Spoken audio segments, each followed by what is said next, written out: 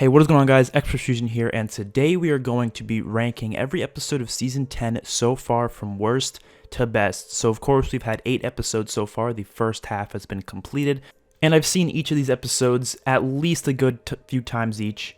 So I think I know enough about these episodes, and my opinions are pretty damn solid at this point. So let's get into it, starting with my least favorite episode of Season 10. Coming in at the number 8 spot, I've got episode 7, which was titled Open Your Eyes. So I want to preface that I don't hate any of these episodes, even if it's lower on the list. It does not mean I hate the episode. That just means, compared to these other episodes, it's not very good. So Open Your Eyes was, of course, the episode where they primarily focused on the Sadiq's PTSD portion of the story. That was the main focus, and I was interested in it. I thought the way they shot it and directed it was brilliant. Really enjoyed the directing that they did with Sadiq's PTSD, but it almost felt repetitive. Like, we kept seeing it. We've been seeing it for the past 7 episodes. So I was getting to the point where I was like, okay, where is this going to go? And it ended up not really going anywhere. I mean, I thought we were going to get some nice payoff, but the payoff was literally just Sadiq dying. That was the payoff. That's not a good payoff, in my opinion. So I didn't like that. Didn't really like the decision to kill off Sadiq in the first place, but that doesn't, spoil the whole episode. It just kind of spoils the payoff a little bit.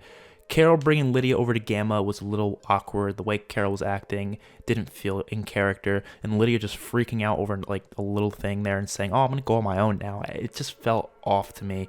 The Whisper Prisoner was some pretty awesome stuff. I liked the guy's acting; he was incredible for the role, and the whole mystery about what the hell is going on with the water or with the people getting sick. It was kind of weird because we already knew what it was. We kind of we knew, but they didn't know. So that was kind of an annoying position to have it in. I think it would have been a little more interesting if maybe we had no idea what was happening and we didn't know anything about the water being contaminated. So I think that would have possibly have made it more interesting. But to be fair, I don't even think it had to do with the water, because they kept talking about this. They kept showing the water being contaminated by Gamma. But what if that stream didn't even lead to Alexandria, and it was just the fact that Dante said it's undrinkable, so you don't drink it, it's just dirty water, but it has nothing to do with it being contaminated with the blood of the walkers, so it was just making people sick, not really killing them all the way. So why'd they show Gamma gutting the walker open in the first place? That whole thing to me fell off. Therefore, this episode just to me was lackluster and wasn't that great either in terms of entertainment value. It was kind of boring in some aspects. So to me, this episode is in 8th place. Coming at number 7 is the mid-season finale. Yes, the mid-season finale is my second least favorite episode of this entire season. How is that even possible? This episode was titled The World Before, and every season, the mid-season finale is always like the top of my list, or at least near the top of my list. Like, going back to every season that I can think of, when I'm ranking all the episodes in that season, the mid-season finale is usually within the top 5 at least of the entire season. Now, this is just the first 8 episodes, and it's not even in the top 6. Okay, it is just, I did not like this episode. It was not a good mid-season finale. It didn't feel like it had much value to it. Not much really happened. Now, Gabe killing Dante was awesome. That was great. They had some good character development, but this is a mid-season finale. I don't like the mid-season finales to be full of setup and development of characters. That's for what the regular episodes are for. We're kind of conditioned to believe that the mid-season finales, the premieres, are going to be a little bit more jam-packed with action and intense payoffs. We didn't get many payoffs. The Oceanside stuff with Virgil was set up. That was all set up. We could have gotten that in episode 9. That should have been a premiere episode to have the setup with Virgil. That should not have been a finale episode. That, to me, was just set up for stuff that was going to happen later on, but we didn't need all that. And it could have been at least a little more interesting. They could have maybe had a little bit more interactive with maybe some more crazy stuff happening. The whole stuck in the cave scenario, like I said, was really out of character for all of them. They were making stupid decisions the whole episode, and I understand characters making stupid decisions is not bad writing, but when they make stupid decisions in certain aspects and it's like completely out of character, then I can't say it's okay. Rosita being able to defeat Dante in the beginning, I didn't really hate that at first, but after I watched Ronnie Hayes' Flaws and Alls video for the episode, and he explained the whole scene, and he was kind of taught, he convinced me. He completely convinced me that scene was a little ridiculous. Like, come on, they should have done it a little bit differently. Maybe had Rosita pick up a knife when she was being choked out and stab it in his like eye or something, or stab it in his like side or whatever it may be. instead of her being able to just somehow kick Dante off of him like that. Or no, she didn't kick him. She pushed him. This little girl, compared to big-ass Dante, she was just sick like the other day. I mean, not little girl, but you know what I mean. She's a younger, smaller size female. So, I don't know. That was a little odd to me. But I just didn't love this episode. Maybe if it was just a regular episode, I'd like it a little bit more. But even then, it just wasn't all that great. So, episode 8 comes in at number 7. Coming in number 6, I've got episode 2, which was titled We Are the End of the World. So this was the Whisper backstory episode, and a lot of people do say this is one of their favorites of the season. It's either one of their favorites or one of their least favorites. The people who kind of care more about storytelling and stuff like that kind of like it more, but the people who don't really like stuff that isn't jam-packed with like action and stuff like that are probably not gonna like this episode as much. Now, the only reason why I didn't like this episode nearly as much as some of the other ones, it wasn't because of the fact that it wasn't entertaining or anything, or that it was because it was entertaining and it was some necessary development for Alpha and Beta's relationship. But what I keep questioning is, do we need that entire episode for it? I don't think so. I think they could have fit these flashbacks into episodes like episode 1, episode 3, episode 4. They could have sprinkled them in there a little bit. It gave us more of that backstory rather than having a whole episode on it. And I was hoping to actually get like a Whisper backstory, but this was more so like just a Lydia, or not Lydia, a how Alpha and Beta met backstory more than anything. The stuff that was in present time, though, I really did appreciate. I liked the little conflict between Beta and Alpha. That was really good. But the backstory stuff felt like it wasn't actual backstory to the Whisperers, which is what I was hoping. It was just how Alpha and Beta met. But I guess the whole backstory, you would have to do a lot more with that, and it would probably take much more than just a 40-minute episode. So I do get what they mean there, but I feel like for what they showed, they could have sprinkled that into other episodes. I don't think we needed a whole entire episode for it. But the acting between Ryan Hurst and Samantha Morton was fantastic, and therefore it's definitely better than the last two on this list, but it's definitely not better than the top 5. Coming at number 5, I've got episode 1, the premiere, which was called Lines We Cross. So I thought this was a really good premiere. Some people didn't like it nearly as much as I did. I thought it was really solid. The way they kind of split up the stories by showing different groups in time and then kind of making them all connect in the end to the big explosion of the satellite dish, which I thought was really awesome. And then they made them forcefully have to cross the border to get to the other side to obviously take out the fire. That was really intense and really well done. The opening scene was one of my favorite scenes in the entire season, when they were like practicing at Oceanside and they were just taking out walkers. That was awesome. I thought the premiere was honestly amazing, and people didn't agree with me. I mean, a lot of people said they weren't crazy about the episode, and I was surprised by that because I don't know, man. I really enjoyed it. I thought the development was solid. You had a lot of good Daryl and Carol stuff. You had Michonne and Judith. You had Connie, Daryl. You had a lot of stuff going on. Eugene, Rosita, Gabriel. They were showcasing every character other than Alpha and Beta, and those were the obvious ones that we didn't really need to see right away because we were going to get a whole episode with them next, so it was kind of unnecessary to see them. That's why they didn't show them, but it really worked, and I thought it was a really good way to drag us into Season 10 in a very exciting sort of a way, so I thought it was a good premiere.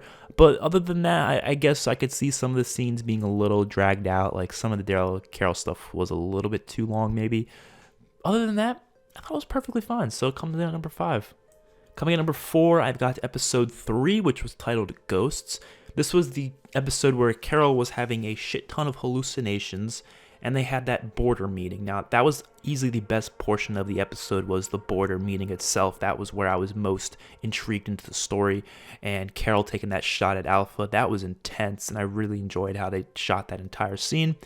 And then they had the stuff with Carol later on in the episode where they were hiding out in the school, and she was having all sorts of hallucinations, and I thought they were really well shot, except for I thought that the scene in the gym where she got trapped was a little clunky. Like, how the hell did she get trapped in there? Like, it's not that dark in there. I'm pretty sure she could have seen a rope that's hanging up.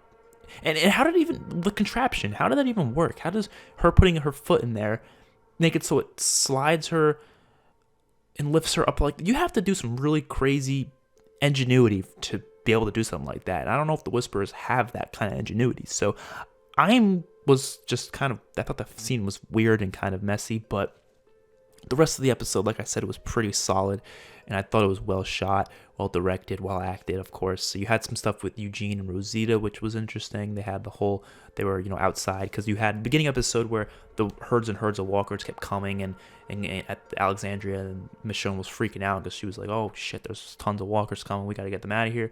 So that was some good stuff. I liked this episode. Thought it was good, but it was not better than the top 3, which we'll get into right now. So before I get into the top 3, you got to notice something. These top 3 episodes, there's a bit of a common denominator between the 3 of them. The main character, the main focus, I guess, of these 3 episodes is Negan. I think that's telling. I think that's saying that Negan is the best character on the show right now, and they need to focus on that man more, because when you focus on Negan, the episodes become 10 times better, and you can tell that because of the fact that my 3 favorite episodes this season were the 3 Negan episodes that were mostly focused on Negan. So coming at number 3 is episode 4, Whispers into Screams. So obviously not the whole episode was focused around Negan. Obviously there was other stuff, but Negan was probably the main focus. This was the episode when Negan saved Lydia from those douchebags. I really liked this episode. It wasn't action-packed at all. There was barely any action, but it was just really well. The dialogue and everything and how they set up these scenes was just awesome. And I liked how Lydia was getting bullied by these kids and Negan saved them. And then they had to discuss what the hell do we do with Negan. One negative I do have to add, though, is the fact that they did skip over some action that they should have had to kind of spice up the episode a little bit. Like at Hilltop, they were fighting off the walkers. They kind of just skipped over that. They showed them killing like a few walkers, and they're like, okay, we'll just skip over the rest of it. It would be nice if we could have seen them actually killing the walkers. But you had that stuff going on at Hilltop with the tree falling, and then the new crew, Magna's group, basically dealing with that problem, and then Michonne and Judith coming and saving and helping out, and they were doing some badass walker killing. That was pretty cool. Ezekiel had his little suicide thingy going on where he was I don't know, we don't really know if he was complimenting suicide. He kind of said he didn't really know what he was going to do out here. He just came out here and just kind of stood there. So I don't know, but that conversation between Michonne and Ezekiel was great. One of the best sorts of back and forth between any characters in the season. So I like that a lot. And then of course the episode ends with Negan actually escaping Alexandria, and we didn't really know how he got out, but we knew there was going to be some epic stuff happening in the next episode, so that was exciting. And yeah, I like this episode a lot, so it comes in at number 3. Coming into number 2 spot, I've got episode 6, which was titled Bonds. You had a lot of stuff going on in this episode. I'd say the most exciting portion and the best portion was the Negan and Beta stuff. Obviously, Negan at the Whisperer camp. That was just hilarious comedy that you don't really get too much from The Walking Dead, so when you get to see it, it's great. And I loved it. Loved every single little second of it. I didn't have any complaint for this entire thing. Actually, I did, in my main review, I said I didn't like how they skipped over Negan killing those walkers again, skipping over killing walkers. That was kind of annoying, but I get the purpose of it, and the way they shot that ending with that epic music as Negan's walking back to Alpha saying, oh, what did he say? He said, I got to get my goddamn skin suit, or when am I going to get my goddamn skin suit? Or I'm ready for it, something like that. But you get the idea. Epic all around with the Negan stuff. Obviously, you had other stuff the episode, though, that was also pretty good. You had the Aaron and Gamma kind of stuff starting to sprinkle in a little bit to the story with the water contamination. Eugene with Stephanie on the radio, which that was awesome. I liked the Eugene and Rosita's conversation as well. I thought that was really well done. And I thought this episode was really well all around directed, and just the dialogue mainly just between Negan and Beta was just, I was glued to the screen for the majority of it. And then obviously you had just the stuff at Alexandria itself with them dealing with this flu or whatever the sickness was going around, and Sadiq was starting to have his little PTSD stuff going on. But it was little. It wasn't, the main focus of the episode, like what episode 7 was. That was like the main focus. Episode 6 just kind of sprinkled it in a little bit, which was nice. But great episode all around, comes in at number 2. Of course, by process of elimination, you could figure out what episode I believe is the best episode this season so far, and that is episode 5, What It Always Is. So the Negan stuff was fantastic. Honestly, that was the main portion of this episode that I enjoyed. The rest of it I thought was kind of meh. Like, you had Daryl and Connie, which they had nice conversations, then you had Kelly and Magna like stealing supplies in the woods or whatever. I was like, why? Like, that's not really that important to us. I mean, as of now, it's not really that important unless they give us payoff, but they haven't yet. And then you had Ezekiel, the kind of finding out that he had cancer, so that was a little upsetting, but in like a good sort of storytelling way, you know, not in terms of real life, though. Of course, sad that Ezekiel has some sort of cancer. But the Negan stuff, great. The dialogue between him and Brandon, funny, but also just really awesome to see Negan just back in his game. And then seeing him with the leather jacket and Lucille 2.0 at the end of the episode, loved it. Seeing him just go crazy after Brandon killed the kid and the mom, loved it. Just having that conversation with Negan between the kid, loved everything with Negan this episode. They were doing some great stuff with him. And honestly, this episode is probably within my top 30 favorites of all time. It's kind of sad that not one of these episodes is within like my top 20 though. You know what I mean? I don't think any of them is deserving of top 25. Honestly, which is, I don't hate this season so far. I don't. Not at all. It's great. It's been awesome. But they haven't had any of those standout episodes that I would be putting within my top 25, is what I'm trying to say. I'm expecting the next half with all the war episodes. I'm expecting them to have some top tier episodes. But so far, none of them really did that for me, you know? None of them were stand out in that sort of a fashion, which is kind of upsetting because I would love to have one of those standout episodes. But I just don't think this season did that, you know? I think season 9 had a couple of standout episodes. You gotta remember, the second half of the seasons are usually much more action-packed and much more story-driven. The first half is usually mainly setup. But even season 9A had episode 5 and 8, which were fantastic. Season 8A had episode 2 and 8, which were fantastic. Season 7A had the premiere, which was one of the best episodes in history. 6A had the mid-season finale, premiere, episode 2, 3. 5A had episode 1, 2, 3. Season 4 had episode 8, which was Too Far Gone, amazing. Season 3 had episode 8. Episode 4, you know what I mean? We haven't had a season like this in season 2 where I felt like the first half wasn't all that great, you know? But it wasn't terrible, not by any means. I thought it was interesting, and it was good build up for what we're going to see the next half, the Whisper War itself. But I felt like it was almost too much build-up, and I felt like it was getting kind of slow in some aspects. And I don't usually complain about that kind of stuff. I really appreciated the slow build-up to All Out War. I did. I thought it was good build-up. I thought it was necessary build-up. But the Whisper War isn't as long as All Out War. That's why I don't think we need as long of build-up. Now, if the Whisper War was going to be a whole season like All Out War was, then okay, I can see the point of having a lot of build-up. You need that, especially when you have all these new communities introduced, all these new stories. But they haven't really introduced many new stories so far this season, many new characters. We got Virgil and his little naval base, and we got the Commonwealth kind of with Stephanie, but that's not really, they didn't really do much with it. But that's about it. What else did they introduce? Nothing really. You know what I mean? We got Gamma, I guess, new character.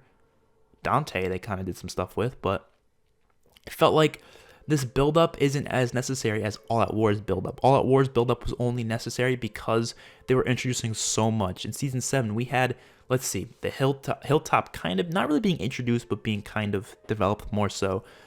We had Kanan being introduced. We had Oceanside being introduced. We had the Scavenger, Junkyard people being introduced. You had all these different groups and stories that it was kind of impossible to not kind of develop it a little bit before you jump into the war. That's why I always defend the fact that Season 7 was the way it was and how it was a lot of build-up for the war.